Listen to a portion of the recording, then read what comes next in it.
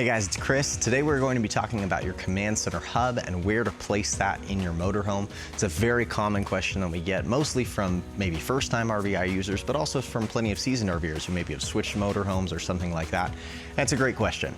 To be honest with you, in most cases, 95 to 99% of the time, it's going to be a really simple guideline, and that's really just anywhere in the middle to rear of your motorhome. So anywhere in there should be fine for the most part. Some of that's going to be impacted by how long your motorhome is, but generally what we're trying to do is we're trying to get the hub equidistant between all of your different RVI products. So for example, say you have an RVibrake 3, you've got your tablet up front obviously, and then you've got tire patrol sensors. So you have a lot of different products. The center of all that's probably going to be closer to the rear of the motorhome. Now let's say you just have an RVibrake 3 or an RVibrake Shadow, and again, your tablet's up front. You could probably get away getting closer to the middle of the motorhome. So it really is going to depend on where you have space for it and that kind of thing, but anywhere in the middle to rear is completely fine and acceptable in most cases.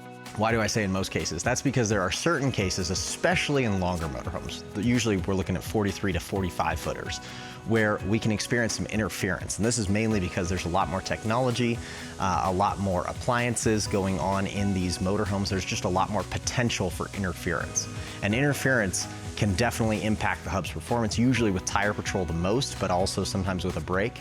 So what do you do in these cases? What are some best practices to avoid some of that interference? Well, we have to get a little more specific with our hub placement. So first thing you can do is to place the hub in a neutral location. And by neutral, I mean maybe on a kitchen table, on the bed, in the back, somewhere where there's nothing else really going on around it, no other appliances, no electronics, because even when electronics are off, if they're plugged into power or they have a battery in them, they will be emitting an electromagnetic field that can interfere with the hub, again, even if they're off. So we want to make sure to avoid those. So that's one thing we can do is, again, place it in a neutral location. Another thing we can do is unplug the hub, and that's because a lot of inverters, especially in these larger motorhomes, can cause a significant amount of interference when the hub is plugged in.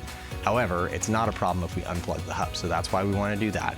And then finally, another thing we can do is either get the hub up very high or down very low. And the reason for that is because this Wi-Fi signal is going to have to bounce around. That's kind of how it's being received, these packets.